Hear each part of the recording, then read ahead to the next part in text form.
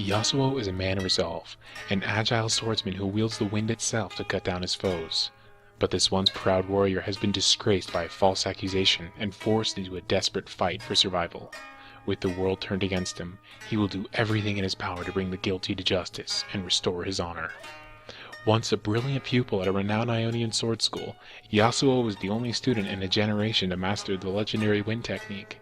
Many believed he was destined to become a great hero. However, his fate was changed forever when Noctis invaded. Yasuo was charged with guarding the Ionian Elder, but, foolishly believing his blade alone could make the difference, left his post to join the fray. By the time he returned, the Elder had been slain. Disgraced, Yasuo willingly turned himself in, preparing to pay for his failure with his life.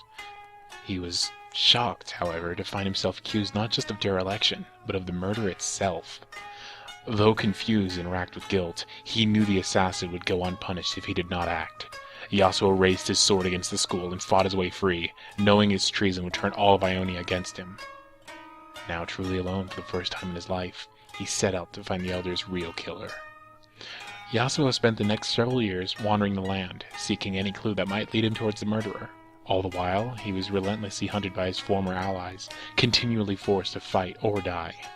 His mission drove him ever forward until he was tracked down by the one foe he dreaded the most, his own brother Yone. Bound by a common code of honor, the two warriors bowed and drew their swords. Silently, they circled one another under the moonlight. When they finally charged forward, Yone was no match for Yasuo. With a single flash of steel, he cut his brother down.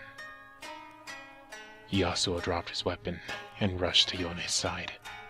Overcome with emotion, he demanded to know how his own kin could think him guilty. Yone spoke. "The Elder was killed by a wind technique. Who else could it be?"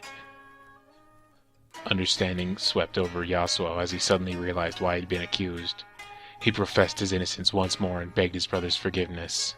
Tears streamed down Yasuo's face as his brother passed in his arms.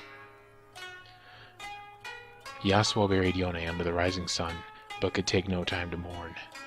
Others would be after him before long. His brother's revelation had given Yasuo a newfound purpose. He now had the clue that would lead him to the true killer. Swearing an oath, he gathered his belongings and, with one last look at Yone's grave, he set out with the wind at his back. If you've come to kill me, I hope you brought friends.